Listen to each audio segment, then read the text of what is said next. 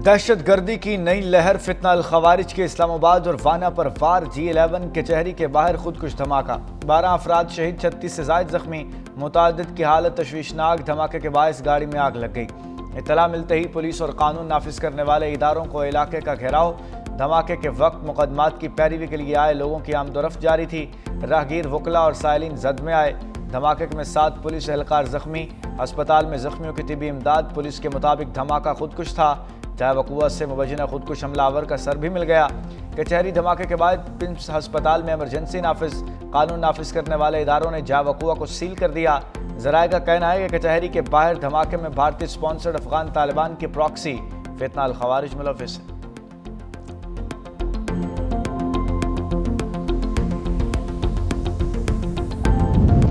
इस्लामाबाद खुदकुश हमले पर तहकीकाती इदारों की इब्तदाई रिपोर्ट तैयार। रिपोर्ट के मुताबिक खुदकुश हमलावर बाजोड़ में रिहाइश पजीर था।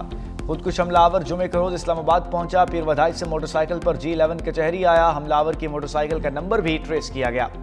खुदकुश हमलावर ने चादर ओढ़ रखी थी। वज़ीर दाखिला मोहसिन नकवी कहते हैं कि मोटरसाइकिल सवार खुदकुश हमलावर ने कचहरी में जाने की कोशिश की। मौका न मिलने पर पुलिस की गाड़ी के करीब खुद को उड़ा दिया।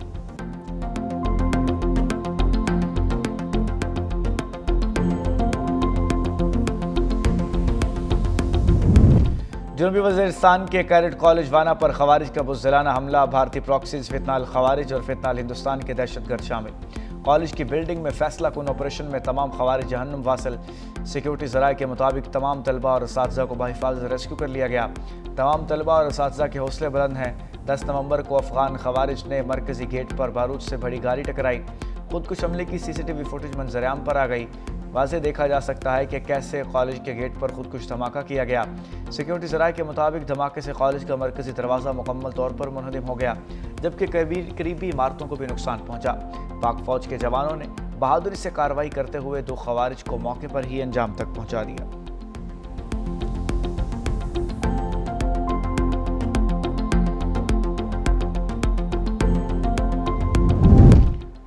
वाना हमले में अफगानिस्तान मुलव्विस है। वफाकी वज़ीर दाखिला मोहसिन नकवी की अफगान रजीम को सख्त वार्निंग। जुडिशल कॉम्प्लेक्स का दौरा, कचहरी धमाके का मकाम का जायज़ा लिया। कहा मालूम है अफगानिस्तान क्या कर रहा है। सिक्योरिटी पर समझौता नहीं होगा। अफगान तालिबान को पाकिस्तान में दहशतगर्दी रोकना होगी, वरना खुद दहशतगर्दों का बंदोबस्त करेंगे। हमले में जो मुलव्विस हुआ चाहे दूसरे शहर का हो, माफ़ी नहीं। हमलावर कैडेट कॉलेज में लोगों को यरगमाल बनाना चाहते थे, मगर कामयाब नहीं हुए। हमलावर अफगानिस्तान में अपने हैंडलर से राब्ते में थे।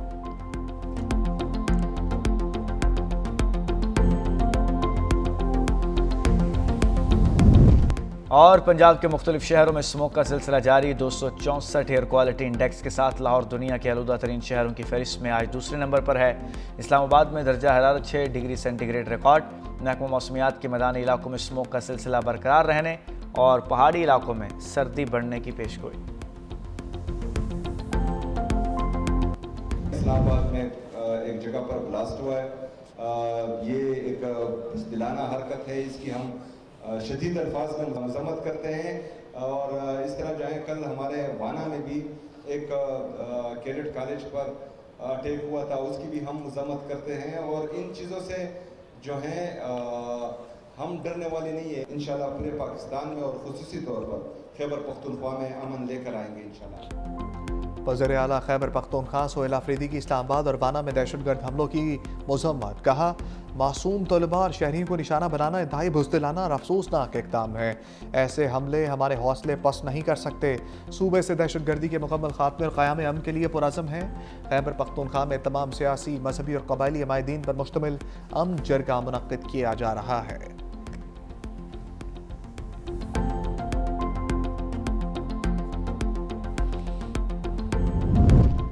खैबर पख्तूनख्वा में अमन अमान का मिशन। सूबे का सबसे बड़ा जरगा आज KP असम्बली में होगा।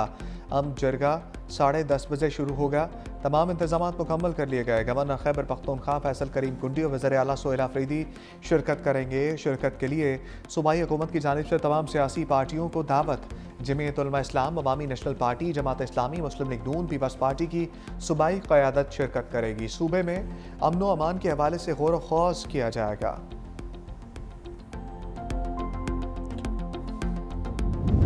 वो मुशावरत से ही होनी चाहिए और हमेशा आइन में तरमीम जो है वो लार्जर कंसेंसस डेवलप करके की जाती है। एक इंडिपेंडेंट आईनी अदालत के क़याम का अलग से, तो उस तजवीज़ पे सारों की राय ली गई, सब रहनुमाओं से गाहे बगाहे इंगेज किया और फाइनली सर ये कंसेंसस हुआ कि फेडरल कॉन्स्टिट्यूशन कोर्ट जो है वो कायम कर दी जाए।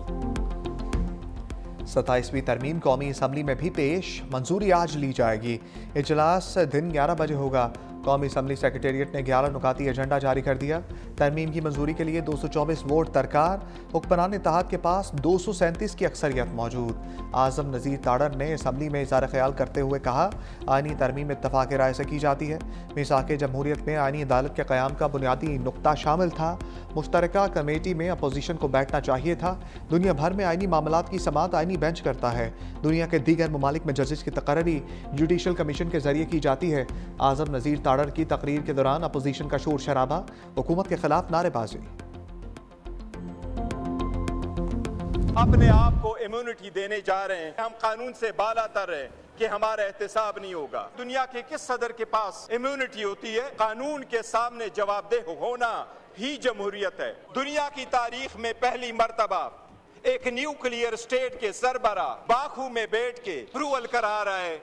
इस तरमीम को हम बाकू तरमीम कहते हैं। इस बाकू तरमीम को हम नहीं मानते। बैरिस्टर गौहर की 27वीं आईनी तरमीम पर गरज बरस, हुकूमती बेंचेस पर लफ्जी गोले दाग दिए।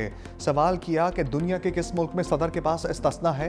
कानून के सामने जवाबदेह होना ही जमहूरियत है। आज जमहूरियत के लिए सोग का दिन है। हम इस तरमीम को तस्लीम नहीं करते। सरबराह बाहर बैठकर तरामीम करा रहे हैं। ऐसी तरामीम करा के एहतसाब से खुद को इस्तिस्ना लिया जा रहा है। इस तरमीम को हम बाकू तरमीम कहते हैं। इस्तिस्ना लेने वाले किस मुंह से अवाम के पास जाएंगे?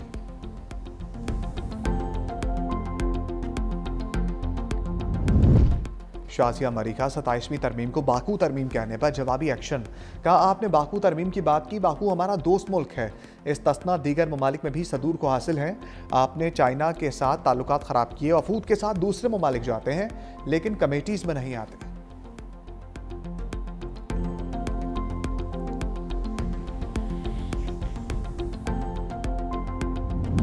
इस्लामाबाद के तमाम मदरसे नाजायज़ ज़मीन पर बने हैं। CIA ने निसाब बना दिया। वज़ीर दिफ़ा ख्वाजा आसिफ का इंकशाफ। कौमी असम्बली में बोले, मुल्क का तालीमी निसाब अफ़गान जहाद लड़ने के लिए तब्दील किया गया। हम आलमी ताकतों के मफादात के तहफ़्फ़ुज़ के लिए अपने निसाब को बदल देते हैं। इस निसाब की वजह से मुतशद्दिद ज़हनियत ने जन्म लिया।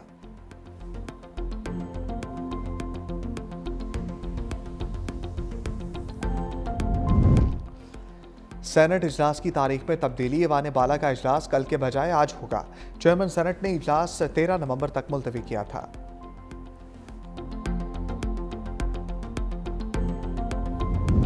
सलमान अकरम राजा ने पार्लियामान और हुकूमत को मसनूई करार दे दिया। कहा, हारे हुए लोगों को हुकूमत देकर जाली 2/3 अक्सरियत दी गई। ये वफाकी आईनी अदालत इसी मसनूई निज़ाम के नतीजे में बनेगी। आइन से खिलवाड़ करने वालों और करप्शन करने वालों को कानून से मुबर्रा कर दिया गया। असद कैसर कहते हैं, अब तो सिर्फ अल्लाह की अदालत रह गई है। 18वीं तरमीम तमाम सियासी जमातों के इत्तफाक से हुई। एमल वली ने भी 27वीं तरमीम का साथ दिया। अफगानिस्तान के साथ मामला ठीक नहीं, उम्मीद है अमन जरगे में तमाम सियासी जमातें शरीक होंगी। राजा नासिर अब्बास ने कहा, ये समझते हैं कि आईनी तरमीम उनको अवाम के गैज़ो गज़ब से बचा लेगी। ये पाकिस्तान की सालमियत, इज्जत और वक़ार पर हमला है।